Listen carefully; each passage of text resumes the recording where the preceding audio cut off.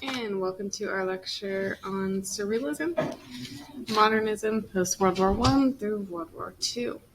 So we ended our last lecture discussing Dada and how the ideas that rationality and the mass-produced goods of the Industrial Revolution and the values and rules of society led to this great homicide where 20 million people were brutally killed.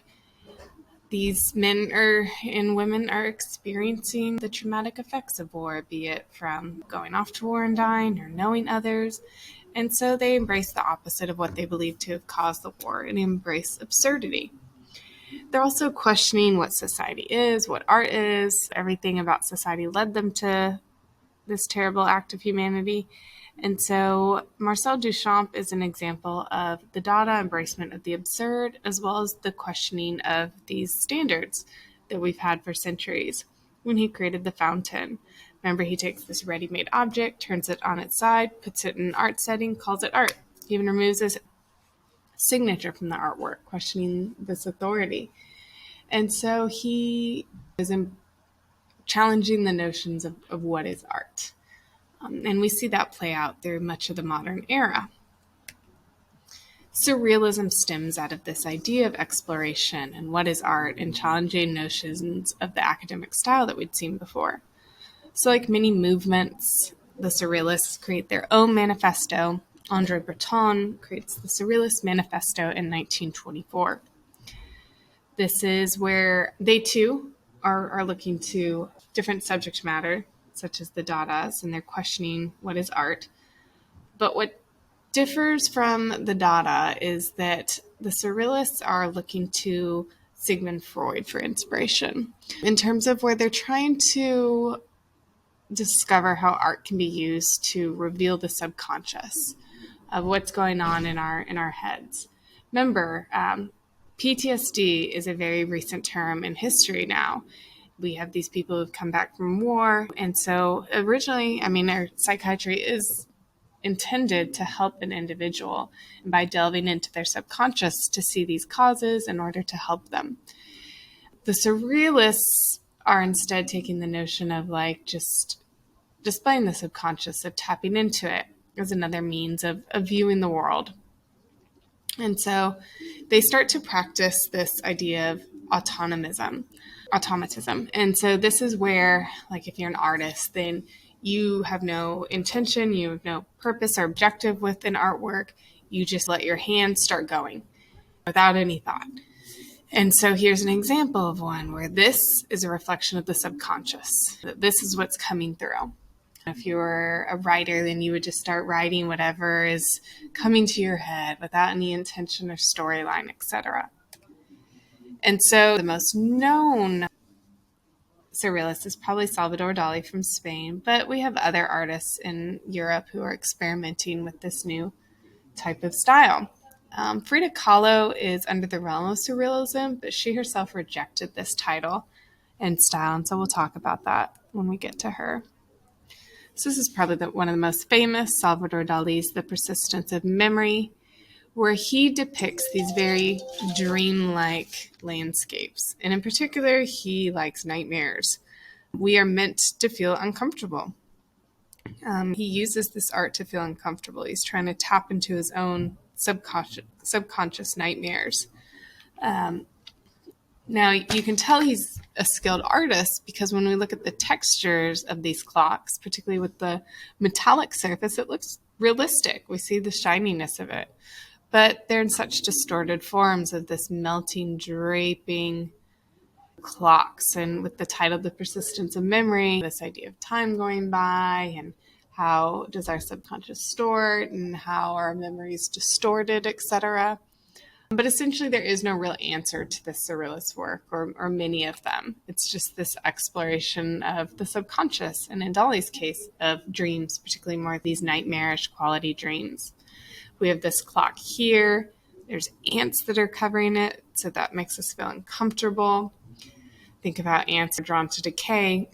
And we have this odd object here that then you start to look and you're like, is it a profile? Is this a nose with the tongue sticking out? An eye with closed eyelid with eyelashes? Somewhat reminiscent of our Vasily Kandinsky's improvisation. So there's this notion of the abstract, of course, with this barren landscape and this metallic platform here and this dead tree and this rocky area over here.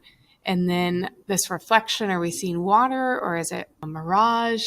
There's this unknown to it. And so he's exploring the subconscious in this regard. So here is René Magritte, The Treachery or Perfidy of Images. And so he's exploring these notions that we've seen before of the medium, of pointing out that this is a painting. Think back to how with our post-impressionist era, Cezanne did that, and how he was not trying to create a realistic image or illusionism, and how he's incorporating different perspectives to say, we view the world in different perspectives. That's reality, but this is a painting. And so, and other artists, you could even argue with Van Gogh, this thick impasto, he's drawing your attention to the fact that it is paint. And so René Magritte is playing off of that. And what we have here in French translates to, this is not a pipe. And so it's the meaning behind this is the images of objects are not actual objects. They're just representations of objects. Therefore, a painting of a pipe is not a pipe. It's a representation made of paint. It's the focus on, this is not a real object. This is paint. This is oil on canvas.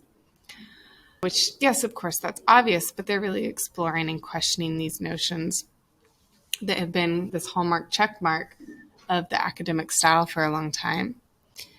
He also even published this artwork along an essay in one of these surrealist journals where he discusses this concept and how the difference between names of objects, images of objects, actual objects, and this complex exploration. So if we're going to talk about Magritte, he's also known for these depictions of men in bowler hats. Whenever you see that, that's his work. But I also want to add the lens or methodology of biography to studying his artwork. We've done this many times before, and we've talked about an artist's past and how it's reflected in his artwork, even back to Artemisia Gentileschi, and how she creates these strong females as a reflection of her own strength in bringing her rapist to court in a time period when this was not done. And so René Magritte, we can better understand why this exploration of the subconscious would be so appealing with understanding his history. So at the age of 15, his mother committed suicide, and she jumped into the river and drowned. And he was there when her body was pulled from the river. And she was in this white nightgown, but the nightgown was wrapped around her head. And he saw her nude body. And so other images that he depicts have a female torso. But we see here the lovers. But this is uncomfortable. There's this element of suffocation with the cloth wrapped around the head and them being separated through this cloth. And so with that realization of this image having such a significant impact on his life, changed the trajectory of his life, we can better understand his artworks and why he's exploring the subconscious. This is such a traumatic event that he's obviously hoping to heal. So looking to psychoanalysis, this new study, and using it through art is a way to move past this. He painted until 68. He lived a long life, and so this exploration through art seems to have helped him. Here's Meret Oppenheim. Object, Le Déjeuner Feuille. This is a fur-covered cup, saucer, and spoon. So here we see this relevance to the absurdity of the Dada period. We have these ceramic objects, these utilitarian objects, covered in fur. So if you look at this artwork, you'll often see these notions of sexuality and related to this artwork and its meaning, and bringing this fur teacup to your lips. This was done even by the initial critics who first saw this in an exhibition. And it just outraged and offended and embarrassed Oppenheim, because in no way, shape, or form did she have any sexual connotations with this artwork. She was so enraged and embarrassed by it that she even quit art. She quit making art for a long period of time. And where she talked about how it was only because she was a female that they added on this lens of the male gaze and seeing this through a sexual meaning. And so just note that that is not accurate. In fact, she talks about the origin of this idea. So she was out at this Paris cafe, perhaps drinking tea, with Pablo Picasso and his mistress Dora. Pablo had a lot of mistresses. And Oppenheim was wearing this fur bracelet. So fur was much more common as accessories and clothing than it is now. And so Picasso was admiring her fur bracelet, and he made the remark that anything can be covered in fur. And so Oppenheim decided even her teacup and her saucer would benefit from this texture. And so she covers these ceramic utilitarian objects in fur. And then you place them in a museum setting, and it makes you question, what is art? Why isn't this art? And also it makes you really think about and consider these objects. You're interpreting it. And so it's this surrealist artwork, and we can see the Dada influence as well as this exploration of the subconscious. What comes to mind when we're looking at this gazelle fur that covers a teacup, spoon, and saucer? So she makes you question how this utilitarian object can be turned into a sculpture by adding fur. Now let's talk about Frida Kahlo, one of our key artists from Mexico. And here we have the two Fridas. So Frida did not agree with the surrealist label to her work because she sees her art as her reality. And to understand her art, we have to understand her life. She had polio, so there was some issues there physically. But at 18, I'm not forgetting the exact story, but essentially her and a classmate were meant to catch this trolley. And one of them forgot their bag or something, I think it was her. And so they ran back to get it, and then they caught this other trolley, the one they weren't originally intended to be on. And there was a terrible accident, so much so that like a pole was basically impaled through her pelvis. This accident caused her to be bedridden for a long period of time and to really suffer for the rest of her life. This was a lot of pain. Or not bedridden for the rest of her life. I'm not sure if I said that. She was bedridden for a long period of time and healing. She had many surgeries, but she was in pain really for the rest of her life. And this is where she learned how to paint. And they didn't have TV back then, so what are you going to do? And her father built her this easel that she could paint. And so she is a self-taught artist. We see these depictions of her much later in life. There were periods where she would have to be bedridden. Again, this was a very painful experience. And we see this exploration of this pain through many of her paintings. Here's some of her back braces on display. And so she says, I paint self-portraits because I am the person I know best. I paint my own reality. The only thing I know is that I paint because I need to, and I paint whatever passes through my head without any consideration.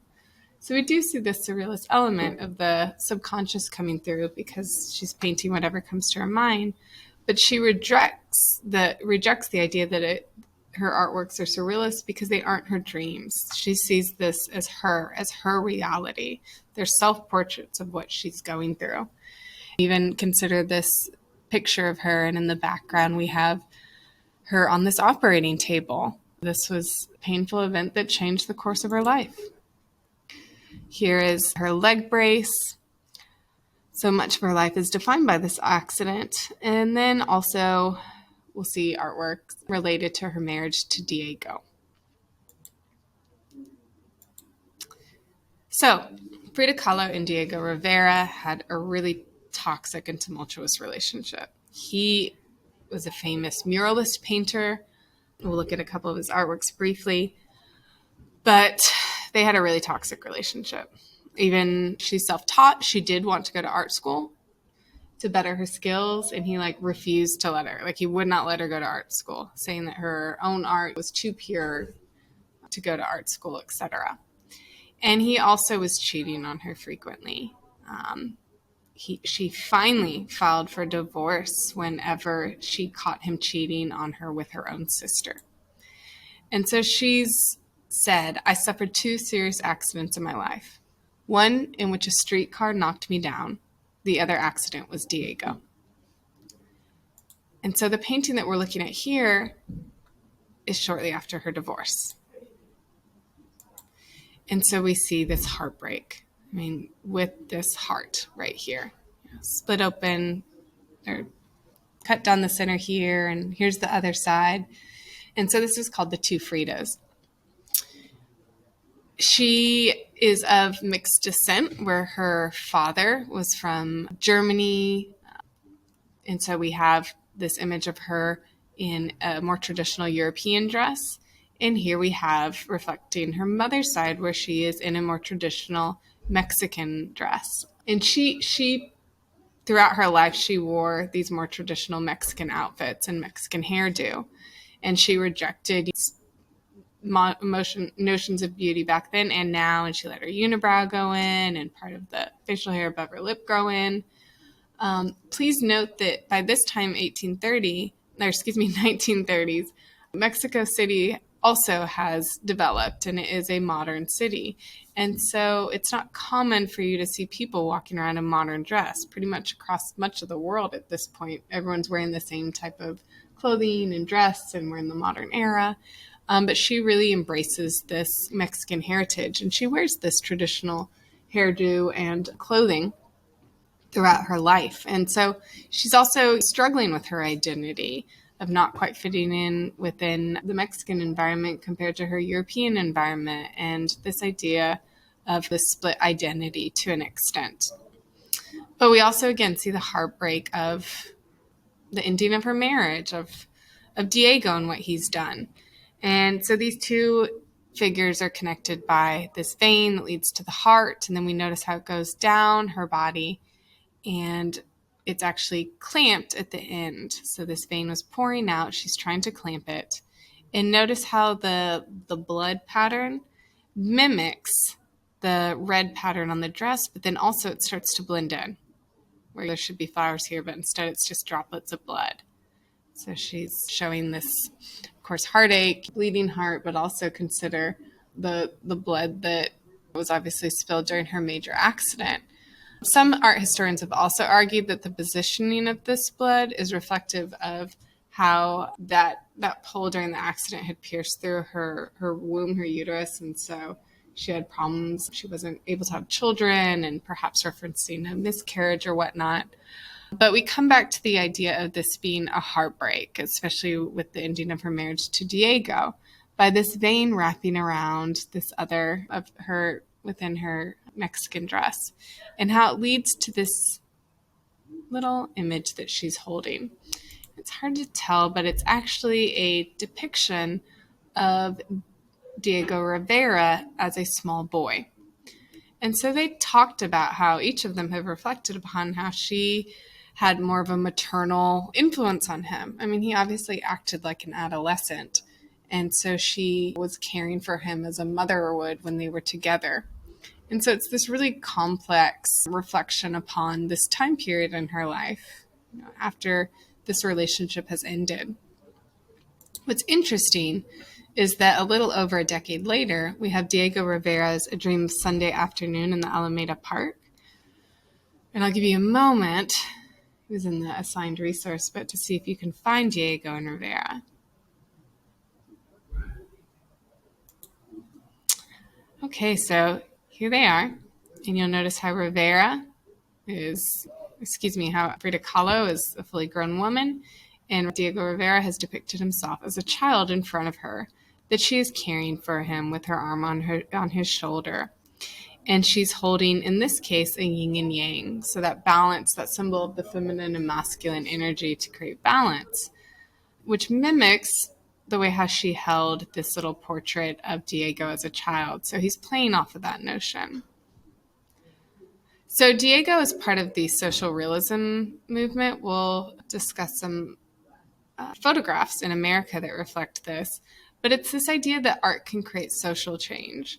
So Mexico is going through major changes during this time period too. Of course, the reactions to modernism, but also shortly before this, they overthrew a terrible dictator that had been ruling Mexico for a period of time. And so he's using social realism in this artwork to create change, to establish this new world order, but also this new appreciation for Mexican culture.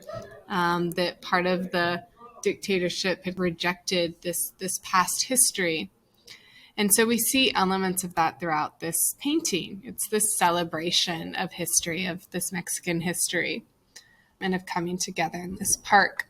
So you can watch the assigned resource over that. Please do. Diego Rivera, he is just like other artists that we've studied. The world is changing. They're trying to find meaning and how society acts, how they should act, what art should be like. And so Diego Rivera looks to communism as a means to do so, and this idea of the proletariat versus the bourgeois. And so he has a tendency to really elevate workers. One such is this huge fresco mural in Detroit, actually, where he was commissioned to come to Michigan. And this was during the time period where they were in the steel belt, and this is where the automobile industry was, etc. And so he's created this artwork to elevate the workers of these steel industries. However, he was criticized even by certain workers that at this point, by 33, I mean, we do have an assembly line, and there are men still involved with this assembly line, but it's mostly mechanized at this point. So this inclusion of so many working bodies is not accurate. But it is a praise for the blue-collar workers of America. See them putting together this car here.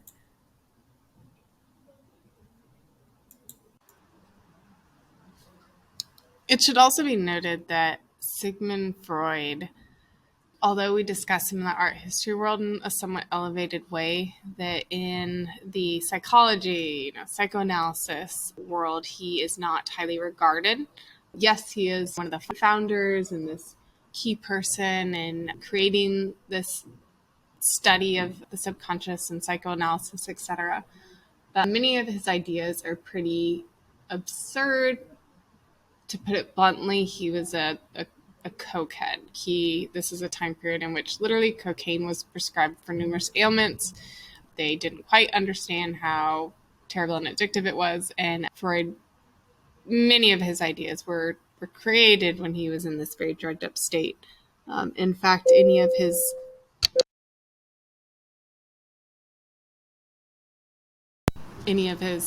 meaningful or lasting ideas are pretty much plagiarized from ancient Hindu and Buddhist texts. Even if you look at pictures of his office, he has like Buddhist sculptures and bookshelves of Hindu and Buddhist text, etc.